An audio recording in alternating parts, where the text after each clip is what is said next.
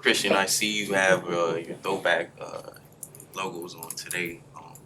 What are the odds of that you all play in throwback jerseys this week? I know it's after a 3-game losing streak. The first one you all want to. So you said, what are the odds? Yeah, what are the I odds? mean, I just wear what I wear on game day. I don't know the odds. I don't know what's on what it's looking like or what's going into that. I just show up and play on Sunday, and it's cool when you get to wear the throwbacks because what they mean, and it's just cool.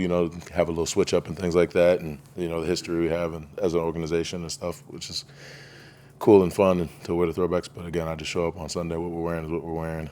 That's how I roll. You value it more when it is a switch up because a lot of fans want it to be permanent. Yeah. No, I think that's it's like a treat. And those games are a little more special when you can, it's a little more exciting. I know the fans enjoy it. I know players on the team enjoy it a little bit more. So I think it's nicer when it's more of a treat than if it's a permanent thing. Christian, Terrell Armstead mentioned your technique is the first thing that stands out about your game. And Yeah. watching you play through players, play around them, whatever the case may be, one gap, two gap, seems like it's all kind of coming together for you. Now that you're in year 4, how do you feel it slow down for you? Do you feel that technique take hold stronger? Yeah. Well, it never really fully slows down. It's a fast game, and the way offenses try to attack defenses and specific players nowadays, it's never really slow. But I just try to work hard to slow the game down as much as I possibly can and make sure my technique is as sharp as it can be. And just really start some practice. Players holding each other accountable in our D-line room. Clark and Derek holding us to the highest standard and really on us and coaching us hard. That's where it starts, and then you're able to do it on Sunday. And I hold myself to a high standard and trying to get things right because I know it's what I need to do for not only myself but for the team. So. Christian, kind of along those lines, Javon Holland was saying that you're the most schedule-based and process-based player on the team. Yeah. Tell me about that. Why? I mean, you found a process that works and things. Tell me about that. Yeah, I've always been a very routine-oriented person, but I've kind of taken it to another level each year. Just as I learn my body, understand what works for me, what doesn't for me. My sleep schedule, my workout schedule, things like that. Like, you pretty much know where to find me, any day at any point based off my routine because it doesn't really change. There's times where, you might need a little wrinkle if there's burnout or if, it's getting too tedious. But for the most part, just so I know that I'm as sharp as I need to be and everything, all the work gets done that I need to get done week in and week out, the schedule, the routine pretty much remains the same. So.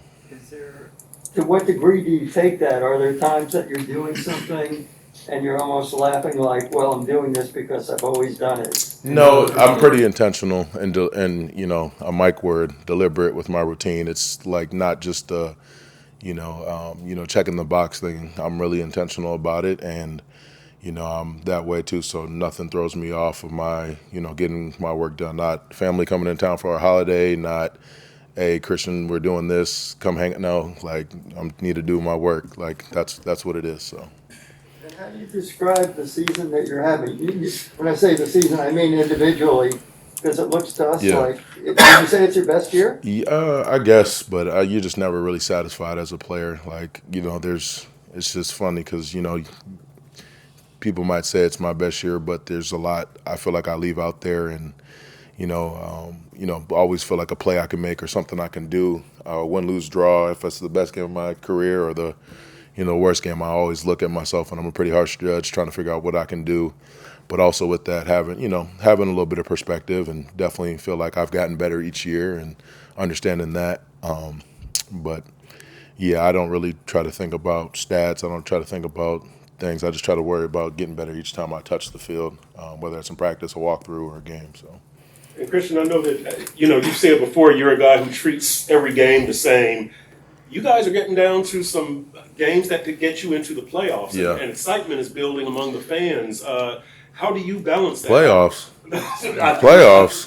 Right. I mean, well, no, we're just trying to win a game. No, just take it week by week and and go from there. Like, I try to, again, because of my routine and how I am in my process, I don't try to make any. I try to treat every game like it's the Super Bowl. So that way, when you're playing a random game in October, and to people it might not matter. They all matter. You know what I mean? Because when you lose games, you figure out how important they are. You might not think things are important. Might not think things are important, or December has more meaningful football. But to me, they're all important. They're all meaningful. So because they all help you in the end and in the long run, and get to your ultimate goal and get better each week. So that's how I look at it.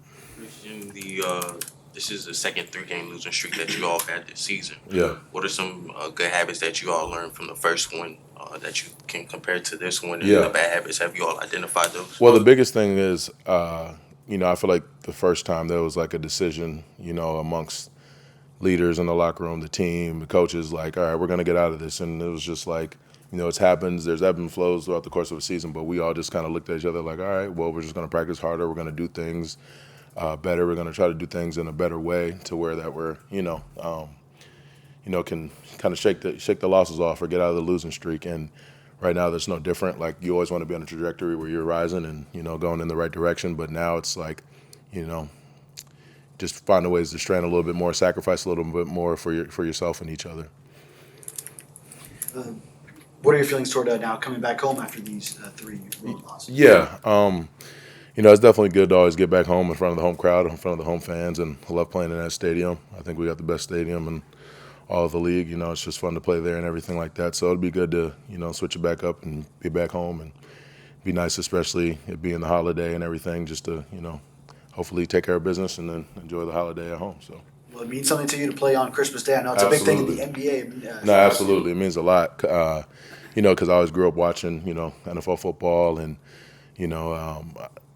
it's like when I was younger, too, it was like that was it. It would be snowing outside. You go outside, you play like a, football game with the neighborhood kids on Christmas, kind of thing like that. So to me, I'm kind of having that, that kid excitement a little bit, getting to play a game on the holiday and everything like that. So I'm looking forward to it. And, I try to take, most things like, I always try to have good perspective, and it's definitely a blessing to be able to play at the highest level and on Christmas Day with everyone watching. So.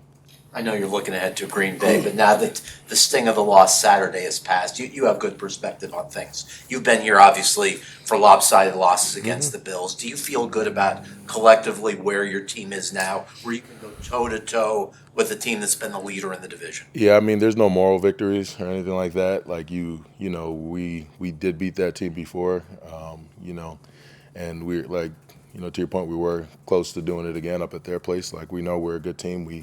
We approach things the right way around here, but there are no moral victories. Like, you want to win every game you play in, and that's as simple as that goes. It's not like, at least to me, I don't look at it as like, oh, we're so close, guys. Like, it's like just be our best, do the most you can each week to make sure we get the result that we want to get. Kind of a two-parter for you on Jalen Phillips. You mentioned your routine and your process. Yeah. It seems like he's pretty on that same track as well. Absolutely.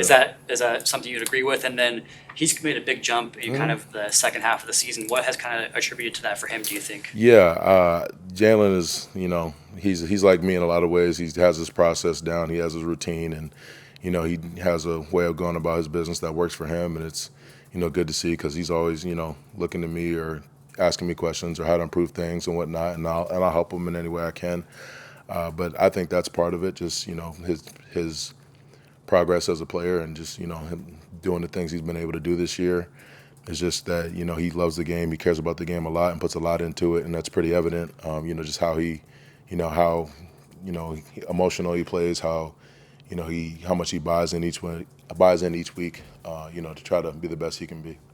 What do you think of the shirtless warm-up that he went through? Hey, man, I mess with it. I mean, I feel like because of that, he was nice and warm and ready for the game. The weather didn't affect him too much, but hey, more power to him.